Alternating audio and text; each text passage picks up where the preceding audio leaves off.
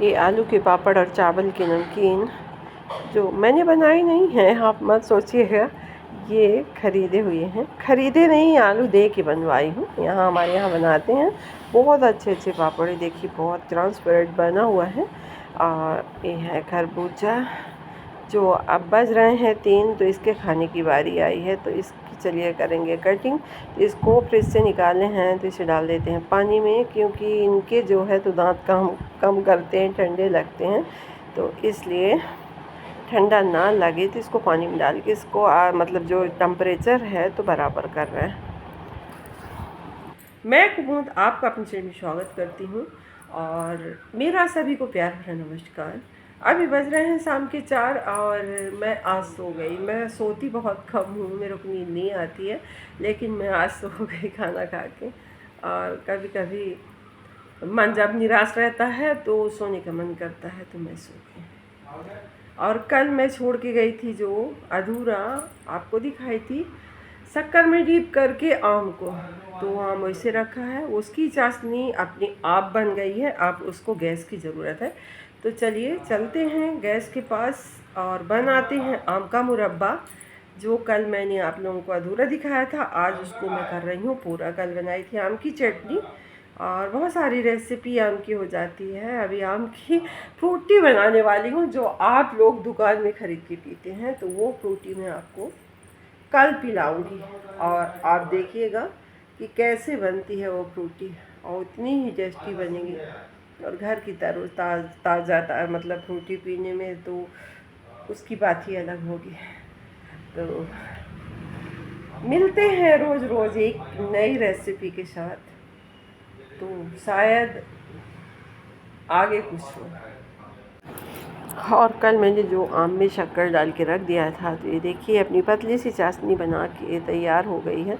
और इसको आप ट्रांसफ़र करते हैं दूसरे बर्तन में जिसमें पकाना है, क्योंकि ये पतीला जो है ये पेंदी से पतला है और कढ़ाई भी बहुत मोटी नहीं है, पतली है। अब इसको गैस की ज़रूरत है और इसको हम गैस में पकाएंगे। ये हम धूप में भी पका सकते हैं, किसी मर्तबान में रख के इसको छत पे रख दो और भूल जाओ। इसके बाद महीने 2 महीने के बाद आप उतारो तो ये चाशनी पक जाएगी। और इसमें थोड़ा सा टाइम लगेगा, बहुत मतलब ज़्यादा समय नहीं लगेगा, बस हल्की हल्की सी हमको आंच देनी है इसको।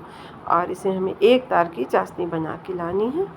और इसके बाद इसमें हमें डालना है 2 चम्मच नींबू का रस और खड़ी इलायची। मुरब्बा चढ़ाने के बाद मैंने मट्ठा घोला है, क्योंकि घर का मट्ठा था, तो मतलब मलाई थी उसको घोलना था। तो सुबह मतलब सवेरे टाइम समय ही नहीं मिल पाया, तो मैंने शाम को ही खोल के रखा है। दिन डूबने के पहले कर सकते हैं और बाद में नहीं करते, तो इसलिए देखिए मैंने मिक्सर से ही घोल लिया है। घर क्या जो होता है उसे घर मिक्सर से ही घोल लेती हूँ। और ये निकल आया मक्खन, इतने अच्छे तरीके से निकल आया, क्योंकि मैं फ्रिज का पानी रखी थी बर्फ़ वाला, तो इसे डाल के निकाल दी हूँ। और बस इसके बाद मक्खन को धो के और निकाल देंगे। यह बर्फ़, इसमें होती है सहूलियत मक्खन बनाने में। तो ये देखिए एकदम से ऊपर आ गया है, बस इसको उठा के धो के रखना है। तो मैं इसी तरीके से बनाती हूँ। तो चेक करते हैं, इसमें रस बन गया है और अभी जो होना चाहिए तो अभी नहीं हुआ है। उधर मैं बना रही हूँ चाय, तो चाय पीने के बाद फिर इसको देखते हैं। करीब पौन घंटे हो गए, इस समय इतना लगा इसको बनने में, क्योंकि गैस धीमी रखी हूँ और इसकी जो कढ़ाई की तली है बहुत मोटी नहीं है। और इसको स्टील के ही कढ़ाई पे बनाया जाता है, ना कि सिल्वर और लोहे की कढ़ाई पे। तो ये देखिए एक तार की चाशनी बन के हो गई है तैयार। इसको हम इसी हाल में छोड़ देंगे और इसको रख देंगे। अपनी चाशनी अपनी आप पूरी सोख लेगा। इसमें हमें डालना है 2 चम्मच नींबू का रस, जिससे शक्कर जो है तो क्रिस्टलाइज नहीं होगा, शक्कर नहीं दिखेगा, हमेशा ये नरम नरम सा रहेगा। और इसमें डालनी चाहिए केसर और छोटी इलायची। तो मैं कोई चीज़ बनाऊं और आप लोगों को ना खिलाऊं, ऐसा हो नहीं सकता। तो आप लोग खाइए और बताइए कि कैसा बना है। ये देखिए इसमें जो ये शुगर सिरप है वो एकदम शहद की तरह है। ये देखिए, तो इस शहद को हम इसी के ऊपर डालते हैं और इस रसीले आम के मुरब्बा को खाने का किसका मन नहीं होगा भला।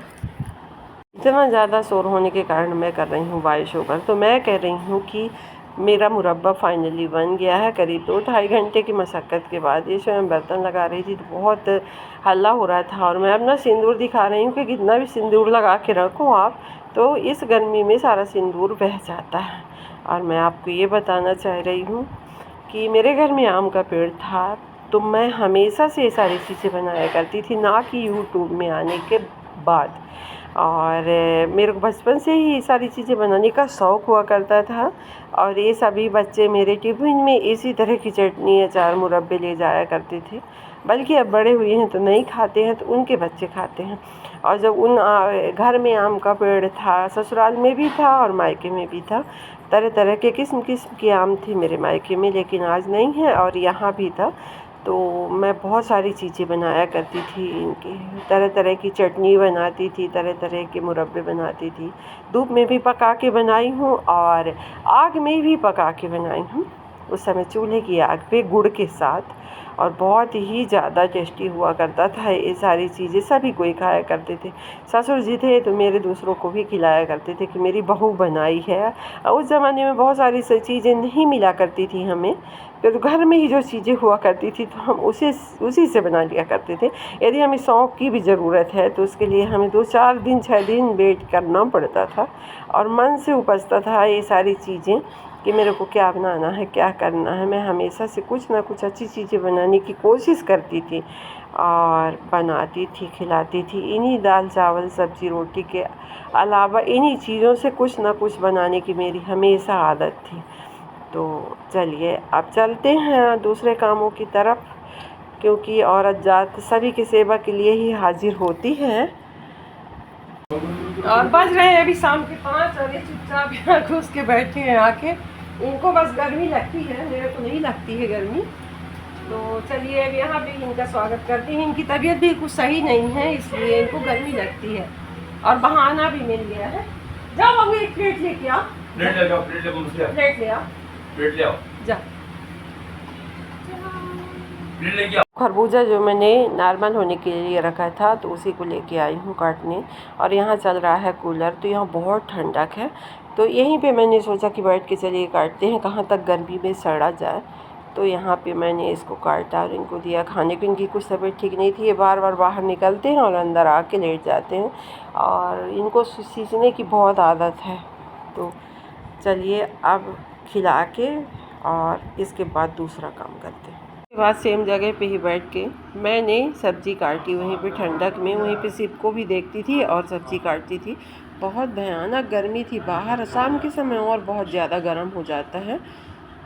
तो इसको एयर टाइट डिब्बे में भर के रख लेते हैं। इसमें कांच के डिब्बे की ज़रूरत होती है, लेकिन मेरे पास अभी कांच का डिब्बा नहीं है, तो मैं इसमें ही भर के रखे दे रही हूँ, प्लास्टिक के डिब्बे पे ही। और इसको सालों साल फ्रिज के बाहर रख सकते हैं, ये तरोताज़ा रहेगा। और बस यही है कि इसको एयर टाइट डिब्बे में रखना चाहिए। तो मैंने भर के रख दिया।